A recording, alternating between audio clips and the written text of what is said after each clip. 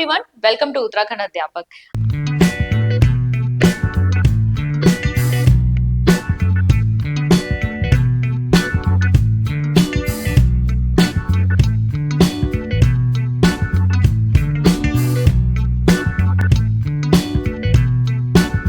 आज से हम स्टार्ट करने वाले हैं अपना EMRS का सिलेबस और इसमें हम सबसे पहले आपका टीचिंग एप्टीट्यूड वाला सेक्शन देखेंगे। तो यहाँ पर आप चेक कर सकते हैं, ये जो टीचिंग एप्टीट्यूड वाला सेक्शन है, इसका जो टॉपिक आज हम कवर करने वाले हैं वो है आपका टीचिंग। इसके नेचर को समझेंगे, इसकी कैरेक्टरिस्टिक्स को देखेंगे। यहाँ पर हमें टीचिंग यानी शिक्षण को समझना है। देखिए, आपका जो टीचिंग एप्टीट्यूड वाला सेक्शन है ना, उसमें केवल एक ही टॉपिक यानी शिक्षण को ही इन्होंने बहुत ज्यादा यहाँ पर उसके मतलब आप देख सकते हैं ऑब्जेक्टिव्स, लर्नर के ट्रेट्स, फैक्टर्स कौन कौन से उसे अफेक्ट करते हैं, मेथड्स ऑफ टीचिंग कौन कौन से हमें यूज करने हैं, ये सब इसी से रिलेटेड है। तो सबसे पहले आपको पता होना चाहिए कि शिक्षण या टीचिंग है क्या, और इसकी जो भी आपके लेवल्स, फेजेस वगैरह है, इनको सबको हम कवर करेंगे। और इसके अलावा हम आने वाले वीडियोस में आपका ये डोमेन नॉलेज वाला पोर्शन भी कवर करने वाले हैं। साथ ही साथ हम नॉलेज ऑफ ICT को भी कवर करेंगे। चलिए स्टार्ट करते हैं हम आज के वीडियो से। पहला आपका जो टॉपिक है जो हम लेने वाले हैं वो है टीचिंग एप्टीट्यूड का सेक्शन। तो टीचिंग विषय को पढ़ते हैं। टीचिंग जिसे हम अध्यापन या शिक्षण भी कहते हैं। टीचिंग है क्या? देखो, बहुत ही कॉमन शब्दों में अगर हम बात करें, जब आप क्लासरूम एक परिवेश की बात करते हैं, वहां पर एक शिक्षक खड़ा है और वहां पर बहुत सारे स्टूडेंट्स हैं, तो टीचर क्या प्रोवाइड कर रहा है? नॉलेज प्रोवाइड कर रहे हैं, कॉन्सेप्ट समझा रहे हैं, बच्चों को इंस्ट्रक्शंस दे रहे हैं। क्या करने के लिए? बच्चों के व्यवहार में परिवर्तन लाने के लिए, बच्चों की लर्निंग करवाने के लिए। बच्चों का जो सीखना है, जो लर्निंग है, जो अधिगम है, उसको हम किस टर्म्स पे देखते हैं? लर्निंग जो होता है आपका, लर्निंग को हमेशा आप देखते हैं in terms of change in behaviour. किस में देखते हैं? Change in behaviour. बच्चा पहले कोई काम नहीं कर सकता था, ठीक है, मान लीजिए कोई मैथ्स का ऐसा टॉपिक है जो बच्चे को जिस नहीं पता था, मतलब मल्टीप्लिकेशन के सम्स ले लेते हैं एग्जांपल में।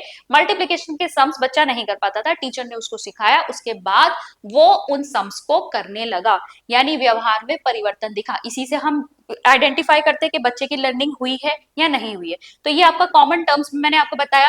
टीचिंग क्या है? यानी यहाँ पर आपका क्या था? एक उद्देश्य था कि आपको बच्चे को क्या चीज सिखानी है। टीचिंग हमेशा क्या होती है?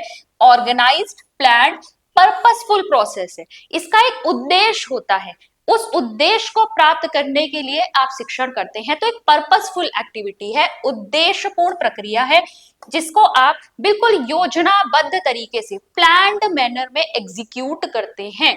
ठीक है, ऑर्गेनाइजेशन और प्लानिंग होती है इसकी प्रॉपरली कि आपको क्या, बच्चे को किस तरीके से पढ़ाना है। ठीक है, तो ये एक ऐसा प्रोसेस है in which the teacher imparts knowledge, क्या दे रहे हैं? ज्ञान दे रहे हैं, स्किल्स, कौशल सिखा रहे हैं, वैल्यूज सिखा रहे हैं, बच्चों को मूल्य बता रहे हैं, bring about the desirable change in behaviour, यानी बच्चों की लर्निंग करवाने के लिए, बच्चों के व्यवहार में वांछनीय परिवर्तन लाने के लिए। ठीक है, यह है आपका शिक्षण। अब देखो, आगे बढ़ने से पहले हम एक बार देखेंगे कि एडम स्मिथ ने एजुकेशन यानी शिक्षा को क्या कहा है। एडम स्मिथ के अनुसार जो आपका शिक्षा है वो एक द्विध्रुवीय प्रक्रिया है, एक बाइपोलर प्रोसेस है, जिसके एक ध्रुव पे कौन है? टीचर है, और दूसरे ध्रुव पे कौन है? स्टूडेंट है। यानी टीचर और स्टूडेंट के बीच में ये प्रक्रिया चल रही है।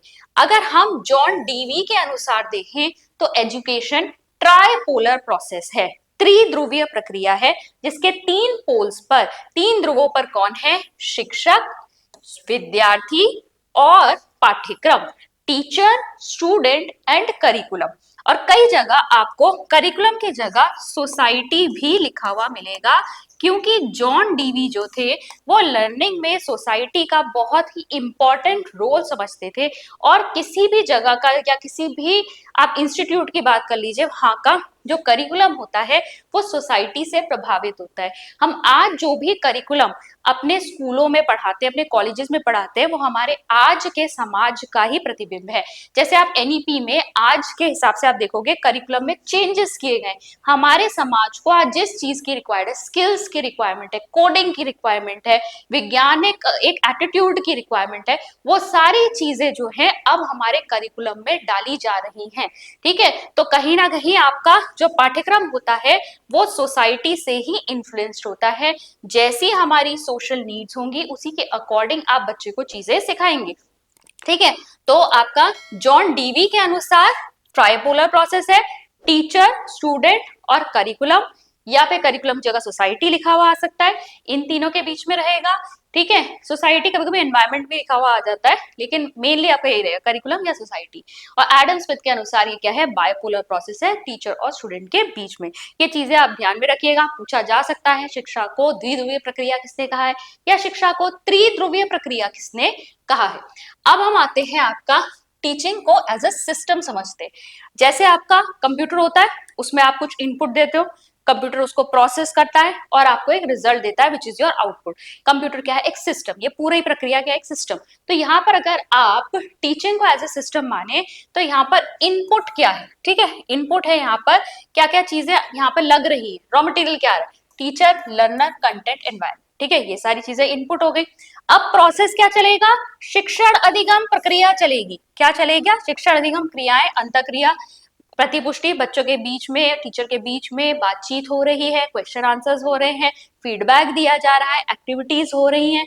ठीक है, इसके बाद आपको क्या देखने को मिलता है, output, which is the learning outcomes. आपको बच्चे से क्या व्यवहार करवाना है और क्या व्यवहार परिवर्तन आपको देखने को मिला, दैट इज योर आउटपुट। अगर टफ लग रहा है, मैं आपको सिर्फ और सिर्फ बच्चे के टर्म्स में आपको अगर इस सिस्टम को समझाऊं, तो आप इनपुट यहाँ पर क्या लेते हैं, इनपुट हो जाता है आपका entering behaviour of child. Class में अगर बच्चे के टर्म्स में देखें तो एंटरिंग बिहेवियर ऑफ चाइल्ड मतलब बच्चा कितने चीजें लेकर आया है, बच्चे को ऑलरेडी कितना ज्ञान है। ठीक है, तो बच्चे की प्रीवियस नॉलेज कहां तक है, वो क्या होता है, इनपुट। प्रोसेस क्या होगा, आपकी टीचिंग लर्निंग प्रक्रिया, टीचिंग लर्निंग प्रोसेस, शिक्षा अधिगम प्रक्रिया होगी, टीचर सिखाएगा बच्चे को, वहां पर क्वेश्चन आंसर्स हो रहे हैं, इंस्ट्रक्शंस दिए जा रहे हैं, कॉन्सेप्ट समझाया जा रहा है और यहाँ पर फीडबैक दिया जा रहा है, रीइंफोर्समेंट दिया जा रहा है।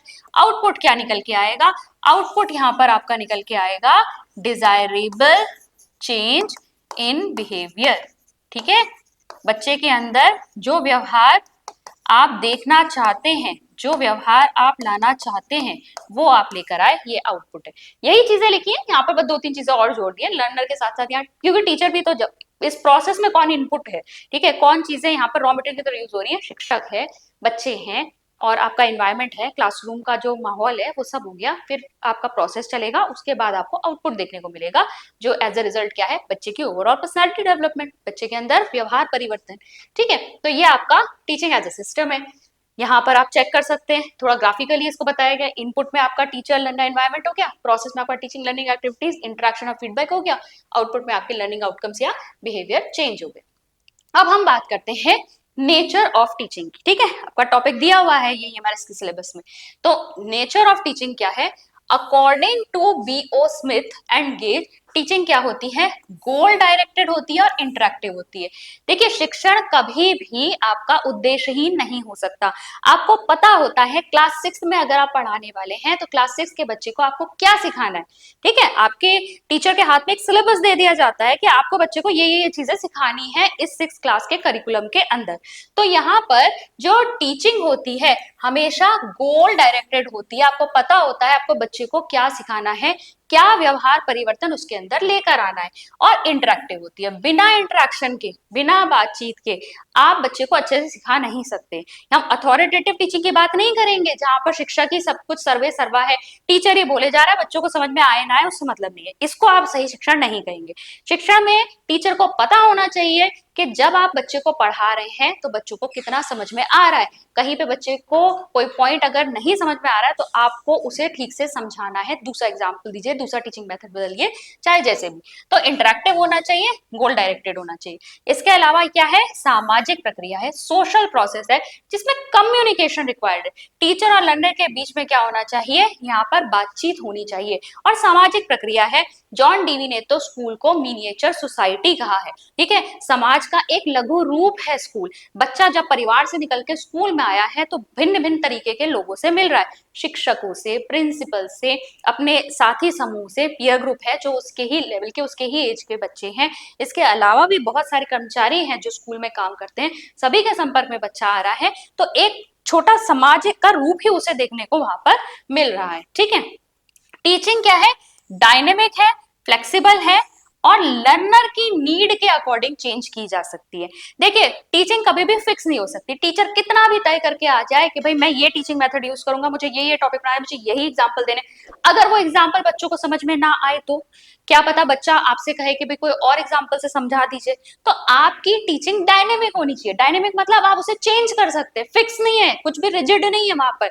आप कक्षा के माहौल के अनुसार, बच्चों की रिक्वायरमेंट के अनुसार चीजों को क्या करेंगे, चेंज करेंगे। ठीक है, बच्चे ने दूसरा एग्जाम्पल देने के लिए कहा या हमें ऐसे समझ में नहीं आ रहा तो आप मेथड चेंज कर दीजिए। तो आपकी टीचिंग कैसी होनी चाहिए, डायनेमिक होनी चाहिए, फ्लोई होनी चाहिए। नया बच्चे की तरफ से ही कुछ आया एग्जाम्पल, आपने उसी को उठाकर बच्चों को समझाना शुरू कर दिया।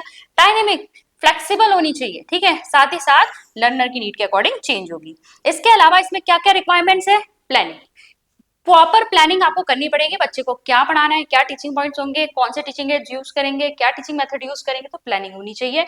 ऑर्गेनाइजेशन करेंगे, इसका संगठन करेंगे और इसमें इवैल्यूएशन भी होगा, यानी लास्ट में आप मूल्यांकन भी करेंगे कि आपका शिक्षण जो है वो किस हद तक सफल हुआ।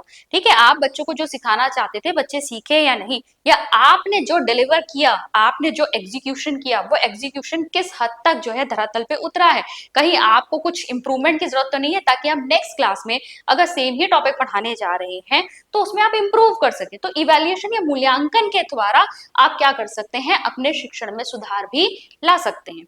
फिर है teaching is both art and science. ठीक है, ये बहुत ही इंपॉर्टेंट जो है प्रकृति है या नेचर है आपका टीचिंग का।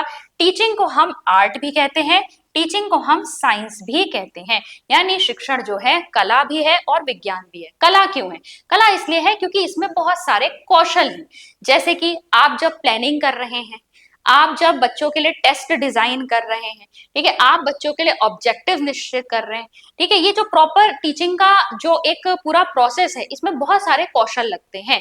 तो क्योंकि इसमें स्किल्स इन्वॉल्व हैं, इसीलिए ये क्या है, ये एक आर्ट है। अब वैज्ञानिक क्यों है, साइंस क्यों है, ठीक है, या विज्ञान क्यों है ये, क्योंकि यहाँ पर जो भी चीजें हैं बहुत ही सिस्टमैटिक है, लॉजिकल है, प्रैक्टिकल है। साइंस के में क्या होता है, हर चीज भाई आपकी सिस्टमैटिक होती है, लॉजिकल होती है, प्रैक्टिकली आप उसे जब तक जो है सिद्ध नहीं कर सकते वो सही नहीं है। आपका टीचिंग भी कहीं ना कहीं क्या है, हर चीज व्यवस्थित ढंग से, ऐसा थोड़ी है कि पहले इवैल्यूएशन कर लोगे बाद में प्लानिंग करोगे। हर चीज एक मतलब स्टेप वाइज मैनर में चल रही है ना, व्यवस्थित है, आपको क्या चीज कब करनी है, हर चीज का लॉजिक है। तो इसीलिए यहाँ पर क्या है, इसको हम साइंस भी मानते हैं। तो शिक्षण क्या है, शिक्षण कला भी है और शिक्षण विज्ञान भी है। आगे बढ़ेंगे, कैरेक्टरिस्टिक्स ऑफ टीचिंग यानी अध्यापन की विशेषताएं क्या क्या है। तो सबसे पहले तो ये इंटेंशनल और प्लान्ड होती है, यानी कि उद्देश्यपूर्ण है, योजनाबद्ध है। हमें पता है हमें बच्चों को क्या पढ़ाना है, क्लास 7th के बच्चे हैं, क्लास 8th के बच्चे हैं, क्लास 9th के बच्चे हैं, कौन सी कक्षा के बच्चों को कितना सिलेबस कवर कराना है, क्या टॉपिक्स कराने हैं, कैसे मूल्यांकन करना है, क्या चीजें उनको आनी चाहिए, ये सारी चीजें ऑलरेडी प्लान्ड होती हैं, पहले से ही निश्चित होती है। Teaching is a social and interactive process, इसको हम नेचर में भी देख चुके हैं, सामाजिक प्रक्रिया है और कैसी है, इंटरेक्टिव प्रोसेस है, बातचीत होती है यहाँ पर टीचर और स्टूडेंट के बीच में। टीचिंग क्या है, इसका एम या लक्ष्य क्या होता है, लर्नर के बिहेवियर को मॉडिफाई करना। आपने शिक्षण किया लेकिन बच्चों को कुछ समझ में नहीं आया, तो क्या आप कहेंगे कि आपने शिक्षण किया है? अगर बच्चे का जो लर्निंग है वो हुई ही नहीं है तो आपकी टीचिंग तो सफल मानी ही नहीं जाएगी। ठीक है, तो इसका मुख्य लक्ष्य क्या होता है, बच्चे के व्यवहार में परिवर्तन लाना, यानी बच्चे की लर्निंग होनी चाहिए। ठीक है, फिर है आपका teaching requires communication skills and feedback. भाई शिक्षण में रिक्वायरमेंट है संचार कौशल और प्रतिपुष्टि की। कम्युनिकेशन स्किल्स बहुत इंपॉर्टेंट होते हैं टीचिंग में। एक टीचर जो है अपना कंटेंट किस तरीके से क्लास में डिलीवर करता है, इस पर बहुत कुछ निर्भर करता है। एक टीचर है जिसके बोलने से, जिसका जो कम्युनिकेशन स्टाइल है या जो एग्जाम्पल्स वो दे रहे हैं वो सब बच्चों के सर के ऊपर से निकल रहा है, उनको ज्यादा प्रभावी भी नहीं लग रहा, तो ऑब्वियसली बच्चे डिसइंटरेस्टेड हो जाएंगे और बच्चों को कुछ समझ में नहीं आएगा।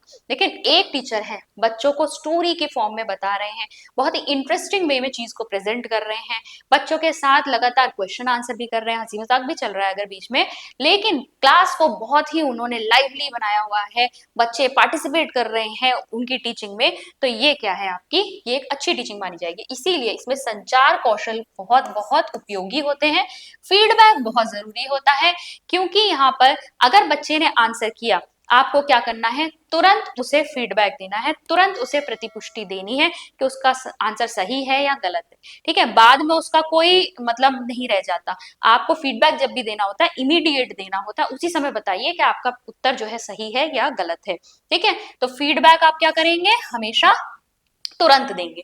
फिर है आपका टीचिंग फॉर्मल भी है और इनफॉर्मल भी है, औपचारिक भी है और अनौपचारिक भी है, इसको अभी हम डिटेल में भी देखेंगे, ठीक है। और तीसरा एक और होता है, यहाँ पर मैं लिख देती हूँ, नॉन फॉर्मल, जिसे हम हिंदी में निरौपचारिक कहते हैं, ठीक है। तो औपचारिक, अनौपचारिक और निरौपचारिक होता है, इसको अभी हम डिटेल में इसी वीडियो में समझेंगे। आगे देखेंगे टीचिंग जो है उसमें मोटिवेशन, रीइंफोर्समेंट और इवैल्यूएशन भी इन्वॉल्व है, क्योंकि शिक्षण एक ऐसी प्रक्रिया है जहां पर आप बच्चों को क्या कर रहे हैं, बीच बीच में अभी प्रेरित कर रहे हैं, ठीक है। और जब बच्चा क्वेश्चन आंसर्स जब पार्टिसिपेट करता है, आंसर दे रहा है, तो आप उसे फीडबैक देते हैं, उसके आंसर से उसको अवगत कराएंगे, अच्छा आंसर दिया तो उसको रीइंफोर्समेंट देंगे, शाबाश तुमने बहुत अच्छा आंसर किया, ये क्या करता है, बच्चे को फिर से मोटिवेट करता है अच्छा आंसर देने के लिए या सही आंसर देने के लिए। और इवैल्यूएशन इसमें बहुत ज्यादा इंपॉर्टेंट है, तभी आपको पता चलेगा कि आपकी टीचिंग सफल रही या नहीं। फिर आता है teaching depends on teachers personality and method use. शिक्षण किस पे निर्भर करेगा, एक शिक्षक के व्यक्तित्व पर भी निर्भर करता है, जैसा मैंने आपको यहाँ इंटरेक्शन या कम्युनिकेशन में भी बताया ना, जब तक वो प्रभावशाली नहीं होगा तब तक वो बच्चों तक पहुंचेगा नहीं या बच्चे उसमें इंटरेस्ट नहीं लेंगे, ठीक है। फिर है आपका it is a linguistic process, भाषाई प्रक्रिया है, आप भाषा का इस्तेमाल करके ही अपनी बात दूसरे तक पहुंचा रहे हैं। जैसे अब भी अगर हम ये कंटेंट आप तक पहुंचा रहे हैं, किसके द्वारा पहुंचा रहे हैं, मैं कुछ बोल रही हूँ, भाषा का प्रयोग कर रही हूँ, यहाँ पर जो कंटेंट लिखा है भाषा के फॉर्म में लिखा हुआ है, ठीक है। तो भाषा इसमें महत्वपूर्ण भूमिका निभा रही है, लिंग्विस्टिक प्रोसेस है, इसके यूज के बिना आप टीचिंग नहीं कर पाएंगे। फिर है आपका it is a professional activity, कैसी है, व्यवसायिक गतिविधि है, ठीक है। यहाँ पर व्यवसाय क्या होता है, एक ऐसा कार्य जिसके लिए एक तो आप डिग्री है आपके पास, ठीक है, आप प्रोफेशनली उसके लिए क्या है, क्वालिफाइड है, और उसके लिए आपको एक वेतन भी दिया जाता है, वो आपकी प्रोफेशनल एक्टिविटी होती है। तो टीचिंग एक आपकी प्रोफेशनल एक्टिविटी है। आगे बढ़ेंगे और लेवल्स ऑफ टीचिंग की बात करेंगे। देखिए अध्यापन या फिर शिक्षण के आपके स्तर होते हैं, 3 स्तर होते हैं यहाँ पर, इनको समझेंगे। गेज और बीओ स्मिथ के अनुसार 3 मेन टाइप के आपके लेवल्स क्या हैं। सबसे पहले देखिए मेमोरी लेवल, दूसरा है आपका अंडरस्टैंडिंग लेवल, तीसरा है आपका रिफ्लेक्टिव लेवल। हिंदी में कहेंगे इसे स्मृति स्तर, बोध स्तर और चिंतन स्तर। अब स्मृति स्तर की सबसे पहले बात करते हैं। स्मृति स्तर नाम से ही पता चल रहा है, रोट लर्निंग यानी रटने के ऊपर बल दिया जा रहा है, सब चीज कहाँ आपको दिमाग में स्टोर कर लेनी है। कौन सी कक्षाओं में यूज होता है, छोटी कक्षाओं में यूज होता है, जब बच्चों को सिखाते हैं ना, ABCD रटते हैं बच्चे, क ख ग घ रटते हैं, 1 2 3 4 रटते हैं या पोएम्स रटते हैं, ठीक है। तो छोटी कक्षाओं में क्या किया जाता है, बच्चों की रोट मेमोरी पे ज्यादा ध्यान दिया जाता है, ज्यादा फोकस किया जाता है, रटने पे बल दिया जाएगा, शिक्षक केंद्रित होता है, टीचर जैसा सिखा रहा है बच्चे को फॉलो करना है, और प्राथमिक स्तर के लिए ज्यादा उपयुक्त है, ठीक है। जब हमारा मेमोरी लेवल का टीचिंग पूरा हो जाएगा तब हम नेक्स्ट लेवल पे पढ़ेंगे, जो कि है आपका अंडरस्टैंडिंग लेवल, ठीक है। मेमोरी लेवल पे किसका है, ये हबार्शन का दिया हुआ है, हबार्ट का लेवल है। मॉरिसन लेवल जो है आपका कौन सा, अंडरस्टैंडिंग लेवल। यहाँ पर अंडरस्टैंडिंग मतलब समझ, बोध स्तर, यहाँ पर आप बच्चे को कॉन्सेप्ट समझा रहे हैं, यहाँ पर अभी तक रट रहा था बच्चा, उसको समझ में आए या ना आए उसे रट लेना है, लेकिन यहाँ आप क्या करना है, बच्चे को कॉन्सेप्ट समझना भी है, उसको समझ में आनी चाहिए चीज। तो यहाँ पर कॉम्प्रिहेंशन यानी समझ, रीजनिंग और अंडरस्टैंडिंग के ऊपर फोकस किया जाता है, तर्क पर आधारित है, तथ्यों की समझ पर आधारित है, तो विद्यार्थी की भूमिका यहाँ पर अधिक सक्रिय हो जाती है। पता तो हमें उसी से चलना है कि वहां पर उसको समझ में आया है या नहीं, तीसरा स्तर हमारा है रिफ्लेक्टिव लेवल ऑफ टीचिंग, जो हंट के द्वारा दिया गया है। जब हमारा अंडरस्टैंडिंग लेवल का शिक्षण पूर्ण हो जाता है तो हम रिफ्लेक्टिव लेवल पर बढ़ते हैं। अब रिफ्लेक्टिव लेवल आपका हाईएस्ट लेवल है, ठीक है। यहाँ पर आप क्या करेंगे, क्रिटिकल थिंकिंग और प्रॉब्लम सॉल्विंग पर ज्यादा फोकस करेंगे। अब आपको बच्चे को केपेबल बनाना है चिंतन करने पर, कि वो खुद अपनी समस्याओं का समाधान निकालने के लिए सक्षम बन जाए, ठीक है, प्रॉब्लम्स को सॉल्व करे, किसी भी विचार के ऊपर या कोई अगर परिस्थिति है उसके ऊपर चिंतन करे, उसके प्रोज एंड कॉन्स को समझे अपने आप से, ठीक है। तो ये आलोचनात्मक चिंतन और समस्या समाधान पर यहाँ बल दिया जाता है और विद्यार्थी यहाँ केंद्र में है और हायर क्लासेस में यूज हो जाता है। ये प्राइमरी कक्षाओं में यूज होगा, थोड़ी बड़ी क्लासेस होंगी, कॉन्सेप्ट समझाना शुरू करोगे, बहुत हाई क्लासेस में आप क्या करोगे, यहाँ पर बच्चों के चिंतन कौशल के ऊपर काम करोगे, ठीक है। इसको देख लेते हैं, ये आपकी एक हायरार्की के फॉर्म में भी है। हायरार्की हम इसलिए कह रहे हैं कि आप सीधे इस लेवल पे नहीं बढ़ सकते, आपको क्या करना है, सबसे पहले मेमोरी लेवल का शिक्षण पूर्ण करना होगा। जब ये शिक्षण पूर्ण हो जाएगा तभी आप अंडरस्टैंडिंग लेवल पे बढ़ोगे, और जब अंडरस्टैंडिंग लेवल का शिक्षण पूर्ण हो जाएगा तभी आप रिफ्लेक्टिव लेवल पर बढ़ोगे। These are levels of teaching, शिक्षण के स्तर। आगे बढ़ेंगे और टाइप्स ऑफ टीचिंग देखेंगे। अब टाइप्स ऑफ टीचिंग ना अलग अलग तरीके से विभाजित की गई है। तो सबसे पहले हम देखते हैं दृष्टिकोण के आधार पर, यानी कि अप्रोचेस के आधार पर आपके कितने टाइप की टीचिंग होती है। तो देखो यहाँ पर हमने लिया है 3 टाइप की टीचिंग। यहाँ ये सिर्फ इंग्लिश में है, मैं हिंदी में भी डाल देती तो बहुत ज्यादा यहाँ पर क्लमजी हो जाता, बहुत ज्यादा इकट्ठा हो जाता, समझ में कुछ नहीं आता। मैं हिंदी में भी समझाने की यहाँ पर कोशिश कर रही हूँ, ठीक है। तो आप लोग यहाँ पर इसको समझिए। यहाँ पर क्या है, देखो दृष्टिकोण के हिसाब से 3 टाइप की टीचिंग है। कौन कौन सी है, सबसे पहले है आपकी ऑटोक्रेटिक टीचिंग, जिसे हम स्वेच्छाधारी कह सकते हैं, अधिनायकवादी कह सकते हैं, एकाधारी कह सकते हैं। दूसरा है आपका डेमोक्रेटिक टीचिंग, जिसे हम लोकतांत्रिक अध्यापन या प्रजातांत्रिक अध्यापन कहते हैं। तीसरा है आपका लेजर स्फीयर टीचिंग, जिसे हम उदारवादी अध्यापन या अहस्ताक्षेपी अध्यापन भी कहते हैं। चलिए अब हम पहले पर आते हैं, बात करते हैं ये आपकी ऑटोक्रेटिक टीचिंग क्या है। ऑटोक्रेटिक टीचिंग का मतलब क्या है, यहाँ पर टीचर ही सर्वे सर्वा है।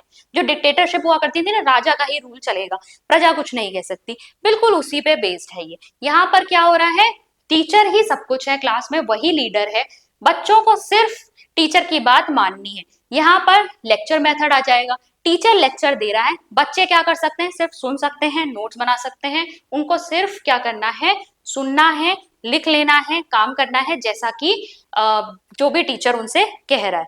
यहाँ पर बच्चे क्वेश्चन नहीं कर सकते, बच्चे टीचर को क्रिटिसाइज नहीं कर सकते, यहाँ बच्चे जो है निष्क्रिय हैं, बिल्कुल पैसिव है, ठीक है। तो टीचर क्या कर रहा है, डोमिनेट कर रहा है, कंट्रोल कर रहा है पूरे के पूरे टीचिंग प्रोसेस को, ठीक है। अब यहीं से डेमोक्रेटिक टीचिंग पे आ जाओ। डेमोक्रेटिक लोकतांत्रिक, नाम से ही पता चल रहा है क्या होता है, सबका कहना, मतलब सब बोल सकते हैं इसमें। तो यहाँ पर टीचर और स्टूडेंट दोनों जो है यहाँ पर डिसीजन की रिस्पॉन्सिबिलिटी लेते हैं, यानी कि यहाँ पर ऐसा नहीं है कि टीचर ही लीडर है, यहाँ पे स्टूडेंट्स क्वेश्चन कर सकते हैं, उन्हें कुछ समझ में नहीं आ रहा तो पूछ सकते हैं, क्रिटिसाइज कर सकते हैं। यहाँ पर क्या है, स्टूडेंट्स जो है निष्क्रिय ना होकर यहाँ पर स्टूडेंट भी सक्रिय, टीचर भी सक्रिय है, स्टूडेंट भी यहाँ पर सक्रिय है। और तीसरे पर अगर हम आ जाए, जिसे हम लेजर-फेयर टीचिंग कहते हैं, उदारवादी यानी कि अहस्ताक्षेपी, यहाँ पर बच्चा बिल्कुल फ्री है, ठीक है। आपने बस एक प्रॉब्लम बच्चे को दी या कोई प्रोजेक्ट करने को आपने दिया, बच्चा उसके ऊपर फ्रीली काम कर रहा है, टीचर की रिक्वायरमेंट मिनिमम, जब जरूरत पड़ेगी तो टीचर से पूछ लेंगे, अदरवाइज बच्चा यहाँ पर अपना स्वतंत्र है, वो खुद से काम कर सकता है। ये होता है अहस्ताक्षेपी। टीचर इसमें बिल्कुल भी यहाँ क्या कर रहा है, हस्तक्षेप नहीं कर रहा, फुल फ्रीडम मिली हुई है, मिनिमम कंट्रोल है बच्चों के ऊपर। तो ये मैंने आपको बेसिक बताया, अब अलग अलग पॉइंट्स के हिसाब से इनको देखते हुए चलते हैं, आपको आइडिया तो आ गया होगा कि यहाँ पर इन तीनों का मतलब क्या है। अब देखो ऑटोक्रेटिक टीचिंग में अथॉरिटी किसकी है, टीचर की अथॉरिटी, यानी अधिकार किसका है, भाई सब कुछ शिक्षक तय करेगा, तो टीचर फुल कंट्रोल में है यहाँ पर। अगर हम डेमोक्रेटिक टीचिंग की बात करें तो टीचर और लर्नर दोनों के पास कंट्रोल है थोड़ा थोड़ा, ठीक है, तो अथॉरिटी शेयर की गई है दोनों के बीच में। जबकि लेजर स्फीयर में देखें तो यहाँ पर फुल अथॉरिटी किसकी है, लर्नर की, जो मन चाहे वो कर सकता है, स्वतंत्र है लर्नर। फिर है रोल ऑफ टीचर, क्या है यहाँ पर, डिक्टेटर, ठीक है, डिक्टेटर है वो, सर्वे सर्वा है, डिसीजन मेकर है, निर्णय कौन लेगा, सिर्फ और सिर्फ शिक्षक लेगा। यहाँ पर टीचर गाइड की भूमिका में है, मोटिवेटर की भूमिका में, सुविधादाता की भूमिका में है। शिक्षक क्या करेगा, आपके लिए एक लर्निंग एनवायरनमेंट क्रिएट करेगा, बच्चों को कहेगा कि आप लोग सब एक्टिविटीज करिए या कुछ सीखिए, जो भी कर रहे हैं कोऑपरेटिव लर्निंग वहां पर हो रही है, उसमें टीचर बीच बीच में गाइड कर रहे हैं, कंट्रोल नहीं कर रहे पूरी सिचुएशन को, या इंस्ट्रक्शन प्रोवाइड नहीं कर रहे कि मेरे हिसाब से ही चलो, वो फैसिलिटेट कर रहे हैं, सुविधा दे रहे हैं। कहीं भी बच्चा मिस्टेक कर रहा है तो उसको बता रहे हैं कि कैसे आपको सही करना है, मोटिवेटर की भूमिका में, फैसिलिटेटर की भूमिका में। यहाँ पर क्या है, टीचर सिर्फ एक ऑब्जर्वर है, पैसिव पार्टिसिपेंट है, एक्टिवली वो कुछ नहीं कह सकता, ठीक है, वो बस राय दे सकते हैं या फिर ऑब्जर्व कर सकते हैं दूर से खड़े होकर, वो हस्तक्षेप नहीं करेंगे बिल्कुल भी प्रोसेस में। फिर है रोल ऑफ स्टूडेंट की बात करें तो ऑटोक्रेटिक में क्या रहेगा, स्टूडेंट पैसिव है, सिर्फ सुनना उसका काम है, इंस्ट्रक्शन को फॉलो करना, जो भी उससे कहा जा रहा है उन इंस्ट्रक्शन को फॉलो करना उसका काम है। डेमोक्रेटिक की अगर हम बात करें, स्टूडेंट एक्टिवली पार्टिसिपेट, सक्रिय है, ठीक है, सब मिलजुल के काम कर रहे हैं, सीख रहे हैं, कोऑपरेटिव लर्निंग यहाँ पर चल रही है, समूह बना दिए गए, ग्रुप में लर्निंग हो रही है, यहाँ पर अलग तरीके से बच्चा एक्टिव है यानी सक्रिय है, पार्टिसिपेट कर रहा है चीजों में। यहाँ पर हम देखेंगे स्टूडेंट बिल्कुल इंडिपेंडेंट है, उसको कोई दिशा निर्देश नहीं दिए जा रहे, वो अपने हिसाब से काम कर रहे हैं। फिर यहाँ देखेंगे नेचर ऑफ कम्युनिकेशन कैसा रहेगा, ये वन वे, टीचर ने स्टूडेंट को बताया भाई तुम्हें क्या करना है क्या नहीं करना है, स्टूडेंट कुछ नहीं कह सकता, तो ये वन वे। यहाँ पर देखेंगे टू वे कम्युनिकेशन, टीचर और स्टूडेंट के बीच में बातचीत चल रही है, पूछ भी रहे हैं बच्चे, टीचर भी गाइड कर रहे हैं। यहाँ पर कोई स्ट्रक्चर्ड कम्युनिकेशन नहीं है, बच्चा फ्री है, चाहे तो पूछ सकता है शिक्षक से, अदरवाइज कोई रिस्ट्रिक्शन नहीं है कि भाई आपको टीचर के हिसाब से चलना है, फ्री है, ओपन है यहाँ पर, ठीक है। डिसीजन मेकिंग में अगर हम बात करें, यहाँ सिर्फ टीचर डिसीजन लेगा। अगर हम डेमोक्रेटिक में बात करें, कलेक्टिवली टीचर और स्टूडेंट दोनों डिसीजन लेंगे। यहाँ पर देखेंगे तो डिसीजन स्टूडेंट ही लेते हैं अधिकतर। फिर यहाँ देखेंगे लर्निंग एनवायरनमेंट कैसा है, यहाँ रिजिड है, क्योंकि सब कुछ भाई शिक्षक के कहने पर चल रहा है, शिक्षक ही बताएगा क्या कैसे करना है, बच्चों को तो बोलना ही नहीं है, यहाँ पर अधिकार ही नहीं है, तो ये बहुत ही ज्यादा रिजिड काम है। यानी एनवायरनमेंट जो है पूरा का पूरा किसने तैयार किया है, टीचर ने किया है, और उसको ये नहीं पता, जरूरी नहीं है कि लर्नर की नीड के अकॉर्डिंग वो चेंज करे या कुछ भी करे, ठीक है, टीचर ने जैसा तय कर दिया कर दिया।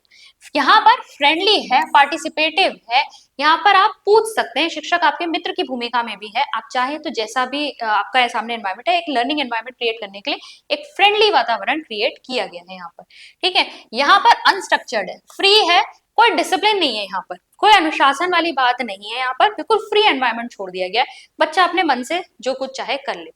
मोटिवेशन देखिए यहाँ पर कौन है, यहाँ पर मोटिवेशन क्या है, फियर, फियर है, डर है टीचर का, अगर हमने बात नहीं मानी तो हमें दंड भी मिल सकता है, ठीक है, तो ये डिसिप्लिन क्रिएट कर रहा है यहाँ पर, अगर या फिर मोटिवेशन क्रिएट कर रहा है। यहाँ पर हम देखेंगे तो क्या है, यहाँ पर बच्चे का जो साथियों के साथ बच्चा काम कर रहा है, ठीक है, उसे मजा आ रहा है उसमें, उसका खुद का इंटरेस्ट आ रहा है उसमें, एंकरेजमेंट जो मिल रहा है टीचर से, यानी टीचर जो है प्रोत्साहित कर रही है, वो एक मोटिवेशन का काम कर रहा है। यहाँ पर सेल्फ मोटिवेशन और पर्सनल इंटरेस्ट ही काम करेगा। भाई आपको अगर बिल्कुल फ्री छोड़ दिया जाए, आप कब काम करोगे, आपका इंटरेस्ट आएगा, रुचि होगी, तब तो वो प्रोजेक्ट करोगे, ठीक है, या फिर आपका कुछ पर्पस सॉल्व हो रहा हो तभी काम होगा, वही मोटिवेशन की तरह काम कर सकता है, अदरवाइज कोई काम तो करवा नहीं सकता अगर बिल्कुल फ्री छोड़ रखा है तो।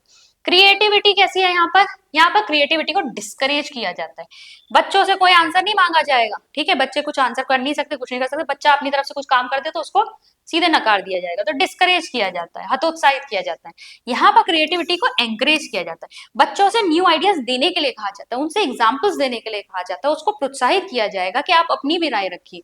यहाँ पर अनकंट्रोल्ड, अनकंट्रोल क्रिएटिविटी, आप स्वतंत्र है, बच्चा कुछ भी करे, कुछ भी क्रिएटिविटी दिखाए, तो कभी कभी यहाँ पर क्या होता है, डायरेक्शन लेस हो जाता है बच्चा, बच्चा कुछ करने की सोच तो रहा है, इस प्रोजेक्ट का सोल्यूशन ये हो सकता है, मैं ऐसा करने की कोशिश कर सकता हूँ, लेकिन अगर उसने प्रॉपर सही समय पर टीचर की गाइडेंस नहीं भी ली है और अपने मन से कुछ भी कर रहा है, तो क्रिएटिविटी जो है किसी गलत डायरेक्शन में भी जा सकती है, इससे रिसोर्सेज भी आपके खराब हो सकते हैं या फिर वेस्ट भी हो सकते हैं। यहाँ पर आउटकम्स की बात करें तो यहाँ पर डिसिप्लिन आता है बच्चों में, लेकिन बच्चे डिपेंडेंट लर्नर बन जाते हैं, क्योंकि शुरू से तो आपने आदत क्या दिलवा दी, मैं जैसा कहूंगा वैसे ही करना है तुमको, तो बच्चा जो है डिपेंडेंट हो गया, उसे आपके इंस्ट्रक्शन की रिक्वायरमेंट है, जब मुझसे कोई कुछ ऐसा कहेगा मैं वैसा कर दूंगा, अपनी तरफ से कुछ वो नहीं कर पाते। यहाँ पर अगर हम देखेंगे तो कॉन्फिडेंट और रिस्पॉन्सिबल बच्चे यहाँ से बनते हैं, क्यों, क्योंकि आपने हमेशा इंकरेज किया है कि बच्चा अपने आइडियाज दे, अपनी क्रिएटिविटी दे, अगर बच्चा गलती भी करता है तो टीचर यहाँ पे सुधारने के लिए खड़ा है, वो बता रहा है आपको बेटा कहाँ पे गलती हो रही है, कहाँ आपको ठीक करना है, तो यहाँ पर क्या है, टीचर गाइड की भूमिका में हमेशा आपके साथ मौजूद है, तो बच्चों के अंदर क्रिएटिविटी को आपने कभी दबाया नहीं, हमेशा उनको एंकरेज किया है, तो बच्चे कॉन्फिडेंट बनते हैं इससे। यहाँ पर इंडिपेंडेंट हो जाता है बच्चा, केयरलेस भी हो जाता है कभी कभी, क्योंकि हमेशा से डिसीजन खुद लिया, गलती करे सही करे, कोई कुछ बोल तो रहा है नहीं, तो यहाँ पर कहीं ना कहीं बात तो यहाँ पर सुनते नहीं जाता, तो यहाँ केयरलेस हो जाते हैं कभी कभी। फिर है आपका सुटेबल फॉर, किसके लिए सुटेबल है कि भैया मिलिट्री टाइप में बहुत ज्यादा सुटेबल है, या स्ट्रिक्ट क्लासरूम सिचुएशन में ये सुटेबल है। यहाँ आज का जो समय है, मॉडर्न क्लासरूम जो है, वहां पर इसी तरीके को डेमोक्रेटिक टीचिंग को ज्यादा अपनाया जाता है। और अगर हम यहाँ पर बात करें अहस्ताक्षेपी या फिर आपका लेजर स्फीयर टीचिंग, तो ये आपके रिसर्च वर्क में ज्यादा काम आती है, यानी कि जब हायर आपके क्लासेस में बच्चे या पीएचडी वगैरह में जब रिसर्चेस करते हैं, तो उनको एक फ्री हैंड चाहिए होता है, ठीक है, वो ऑलरेडी थोड़े थोड़े रिस्पॉन्सिबल होते ही हैं, उनको पता है क्या करना है कैसे करना है, तो कहीं ना कहीं वो क्रिएटिव फील्ड्स जहां पर आपको इतनी फ्रीडम की आवश्यकता है, वहां पर ये प्रोवाइड किया जाता है, ठीक है। अब अगर हम बात करें कि इसमें से बेस्ट कौन सी है और वर्स्ट कौन सी है, देखो वर्स्ट तो समझ में आ ही रहा होगा, जहां पर बच्चा जो है बिल्कुल उसे दबा दिया गया है, वो वर्स्ट रहेगी, यानी कि आपका जो ऑटोक्रेटिक टीचिंग है वो सबसे खराब टीचिंग या सबसे वर्स्ट टीचिंग मानी जाती है। अब इसमें और इसमें आप देखेंगे, हालांकि बच्चे को फ्रीडम सबसे ज्यादा यहाँ है, लेकिन सारी चीजें ऐसे नहीं कराई जा सकती, क्यों, क्योंकि यहाँ पर बिल्कुल अनकंट्रोल हो जाएगा बच्चा, तो यहाँ पर डेमोक्रेटिक टीचिंग को बेस्ट टीचिंग माना जाता है, ठीक है। डेमोक्रेटिक यानी लोकतांत्रिक शिक्षण जो है आपका, ये बेस्ट माना जाता है। अब देखेंगे फंक्शन यानी कार्य के आधार पर आपकी टीचिंग कितने प्रकार की हो सकती है, इसी में आपका फॉर्मल, इनफॉर्मल और नॉन फॉर्मल भी आएगा। तो सबसे पहले बात करते हैं फॉर्मल टीचिंग की। देखो बहुत सिंपल तरीका है, एग्जाम्पल याद कर लो, अपने आप समझ में आ जाएगा फॉर्मल, इनफॉर्मल और नॉन फॉर्मल क्या है। फॉर्मल का मतलब है जैसी शिक्षा हमें स्कूल और कॉलेजेस में मिलती है। स्कूल और कॉलेजेस में क्या होता है भाई, तुम्हारी फिक्स यूनिफॉर्म है, फिक्स टाइम टेबल है, फिक्स एक जगह एक बिल्डिंग है जहां पर क्लासेस बनी हुई है, वहीं पर जाकर पढ़ना है तुमको, ठीक है। एज फिक्स होती है कि किस क्लास के बच्चे जो हैं वो किस एज ग्रुप के होंगे। फिर आपका जो टाइम एग्जाम्स का है वो फिक्स है कि आपको ये वाले एग्जाम्स आपको इस समय पे देने हैं, ठीक है। एक करिकुलम फिक्स है, तो सारी चीजें जहां पर बिल्कुल रिजिड और फिक्स होती है वो आपका क्या है, फॉर्मल टीचिंग, क्योंकि यहाँ पर हर चीज ऑलरेडी प्लान्ड है कि बच्चे को क्या सिखाना है कैसे सिखाना है, ऑब्जेक्टिव्स वगैरह सब फिक्स है। तो यहाँ पर प्लान्ड ऑर्गेनाइज्ड एनवायरनमेंट है, जैसे स्कूल कॉलेजेस में होता है, curriculum, syllabus, time table, evaluation सब कुछ फिक्स है, टीचर यहाँ पर प्रोफेशनली ट्रेंड होते हैं। बस स्कूल और कॉलेज याद कर लो, याद आ जाएगा, फॉर्मल टीचिंग की बात हो रही है, ठीक है।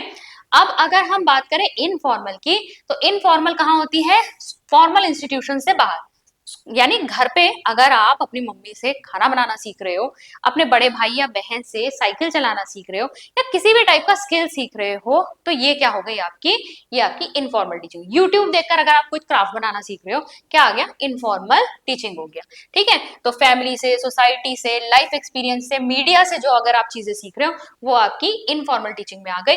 कोई फिक्स करिकुलम या इवैल्यूएशन नहीं है, भाई टेस्ट थोड़ी देना है आपको उसका, तो कोई फिक्स करिकुलम नहीं है, इवैल्यूएशन नहीं है, ये आपका इनफॉर्मल टीचिंग है, एल्डर्स से या एजुकेशनल वीडियोस देखकर। तीसरा आता है आपका नॉन फॉर्मल, जिसे हम कहते हैं निरौपचारिक। निरौपचारिक शिक्षण क्या होता है, देखो निरौपचारिक शिक्षण होता है फॉर्मल स्कूल सिस्टम से तो बाहर है, लेकिन यहाँ पर क्या है, फ्लेक्सिबिलिटी होती है, कुछ चीजें फिक्स हैं, कुछ चीजों में लचीलापन है। एग्जाम्पल याद कर लो, उससे याद आ जाएगा, जैसे इग्नू, एनआईओएस, ओपन स्कूल्स वगैरह होते हैं, ये आपके इसके एग्जाम्पल है। अब देखो किसी ओपन यूनिवर्सिटी में, ओपन स्कूल में जब एडमिशन लेने जाते हो, भाई आपकी एज का रिस्ट्रिक्शन नहीं होता कि आप भाई इतने बड़े हो गए हो तो आप इस कोर्स में एनरोल नहीं हो सकते, एज का रिस्ट्रिक्शन नहीं होता, आपको रेगुलर जाके क्लासेस नहीं अटेंड करनी, कोई यूनिफॉर्म नहीं होती, ठीक है, बुक्स आपके घर पे आ जाती, डिस्टेंस एजुकेशन वगैरह में देखो, ठीक है, बस आपको जाकर एग्जाम देने होते, तो ये सब क्या है, कुछ चीजें यहाँ पर जो है फिक्स है, लेकिन कुछ चीजों में आपको फ्लेक्सिबिलिटी दी गई है। ये क्या है आपका नॉन फॉर्मल एजुकेशन, जिसमें ओपन स्कूल, ओपन कॉलेज या फिर आपके क्या आ जाएंगे, स्किल सेंटर्स आ जाएंगे। तो हमने क्या क्या देखा, फॉर्मल देखा, फॉर्मल का एग्जांपल आप याद करोगे, फॉर्मल का एग्जांपल स्कूल हो जाएगा, स्कूल या कॉलेज। फिर हमने देखा इनफॉर्मल, इनफॉर्मल में क्या आ जाएगा, जो कहाँ से सीख रहे हो आप, फैमिली से सीख रहे हो, मीडिया से सीख रहे हो, सोसाइटी से सीख रहे हो, ये आपका इनफॉर्मल में। और नॉन फॉर्मल की जब हम बात करेंगे, तो नॉन फॉर्मल में आपका क्या आ जाएगा, एनआईयूएस हो गया, इग्नू हो गया, ओपन यूनिवर्सिटीज हो गए, ठीक है, ये सब इसमें आ जाएगा, ठीक है। अब देखते हैं एक और टाइप की टीचिंग होती है, रेमेडियल टीचिंग। देखो रेमेडियल टीचिंग जिसे हम उपचारात्मक शिक्षण कहते हैं, ये क्यों दी जाती है, एक टेस्ट होता है आपका जिसे हम कहते हैं डायग्नोस्टिक टेस्ट, हिंदी में कहते हैं निदानात्मक परीक्षण, निदानात्मक परीक्षण। देखो, निदानात्मक परीक्षण क्या है? यहाँ पर आप क्या कर रहे हो, बच्चे के वीक पॉइंट्स को आइडेंटिफाई करने की कोशिश कर रहे हो। मान लो क्लास में टीचर पढ़ा रही है, एक चैप्टर कंप्लीट हो गया, उसके बाद टीचर ने टेस्ट लिया, टेस्ट लेके पता चला कि आपकी 40 स्टूडेंट्स की क्लास थी, लेकिन उसमें कुछ 15-20 बच्चे हैं जिनको एक टॉपिक समझ में ही नहीं आया है, उसके क्वेश्चंस वो अटेम्प्ट ही नहीं कर पाए। तो उन 15-20 बच्चों के वीक पॉइंट बच्चों समझ में आ गए टीचर को, तो टीचर क्या करेंगी, अब उन बच्चों को अलग तरीके से उस टॉपिक को समझाएंगी। यानी कि पहले तो उन्होंने डायग्नोस्टिक टेस्ट के द्वारा, यानी निदानात्मक परीक्षण के द्वारा उन्होंने ये आइडेंटिफाई कर लिया कि वीक पॉइंट क्या है, बच्चे को कहां पर समझ में नहीं आ रहा, बच्चों की कमजोर कड़ी पकड़ ली। अब इसके बाद उन्होंने वहां पर देना है रेमेडियल टीचिंग, जिसे हम कहते हैं उपचारात्मक शिक्षण।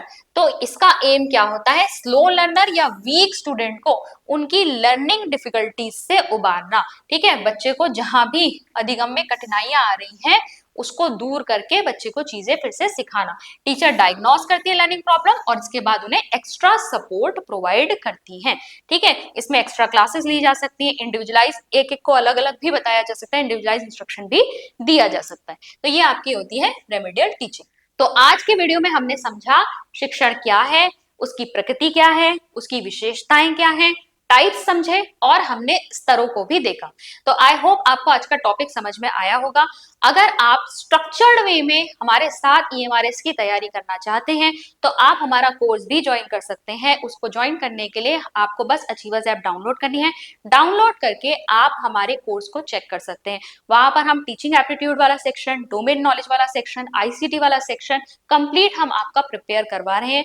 तो अगर आप इस कोर्स को ज्वाइन करना चाहते हैं तो आज ही अचीवर्स ऐप को जरूर डाउनलोड कीजिएगा। इस लेक्चर की फ्री पीडीएफ आपको हमारे टेलीग्राम ग्रुप पे मिल जाएगी। टेलीग्राम ग्रुप है मेरा मेगा जयसवाल अचीवर्स नाम से, आप उसे ज्वाइन कर सकते हैं। बहुत सारी अपडेट्स भी मैं वहां पर डालती रहती हूँ, जो भी आपकी वैकेंसीज होती है उनसे रिलेटेड, और पीडीएफ भी कई सारी आपको मिल जाएंगी। तो अगर आपको फ्री पीडीएफ चाहिए तो टेलीग्राम ग्रुप को ज्वाइन कर लीजिएगा, लिंक नीचे डिस्क्रिप्शन बॉक्स में भी दिया हुआ है। मैं मिलती हूँ आपसे नेक्स्ट वीडियो में। Thank you.